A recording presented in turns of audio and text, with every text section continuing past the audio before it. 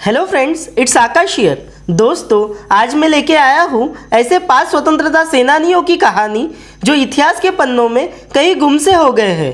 दोस्तों, भारत को स्वतंत्र होकर आज 75 साल पूरे हो गए हैं। भारत को आज़ाद कराने के लिए लाखों देशवासियों ने ब्रिटिश सरकार से लड़ने के लिए अपना खून पसीना बहाया। सैकड़ों ने तो अंग्रेजी हुकूमत के खिलाफ अपने प्राणों की आहुति भी दी। इनमें से बहुत सारे स्वतंत्रता सेनानियों के नाम हम जानते हैं, जैसे कि राष्ट्रपिता महात्मा गांधी, भगत सिंह, रानी लक्ष्मीबाई, बाल गंगाधर तिलक, विदा सावरकर, सुभाष चंद्र बोस और मंगल पांडे जैसे वीर स्वतंत्रता सेनानियों ने भारत को स्वतंत्र बनाने में महत्वपूर्ण भूमिका निभाई।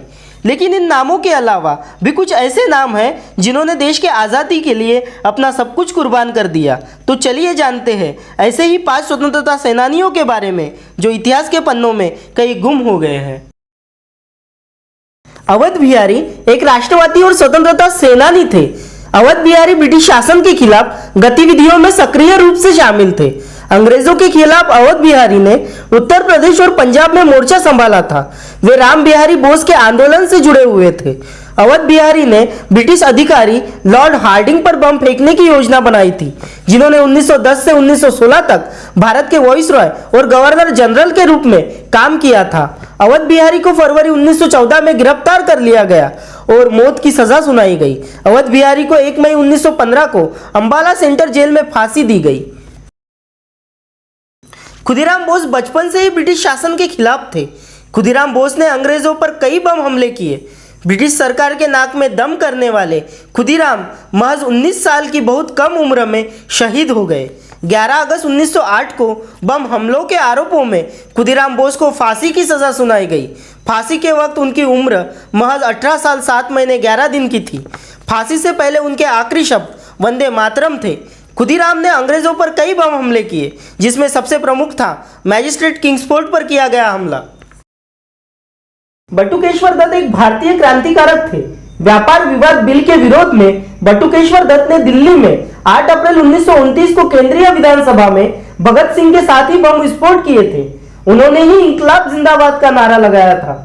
दिल्ली विधानसभा बम मामले में बटुकेश्वर दत्त को भगत सिंह के साथ ही आजीवन कारावास की सजा सुनाई गई। जेल में रहकर बटुकेश्वर दत्त ने भगत सिंह के साथ भारतीय राजनीतिक कैदियों के साथ अपमानजनक व्यवहार के विरोध में एक ऐतिहासिक भूख हड़ताल भी की थी। और दुख की बात तो यह है कि भारत को आजादी मिलने के बाद सरकार का बटुकेश्वर दत्त की ओर ध्यान नहीं रहा। जीवन के आखिरी दिनों में उन्हें बहुत सी कठिनाइयों का सामना करना पड़ा और 20 जुलाई 1965 को उनकी मृत्यु हुई।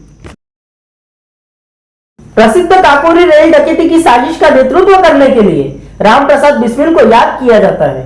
राम प्रसाद बिस्मिल एक बहादुर क्रांतिकारी थे।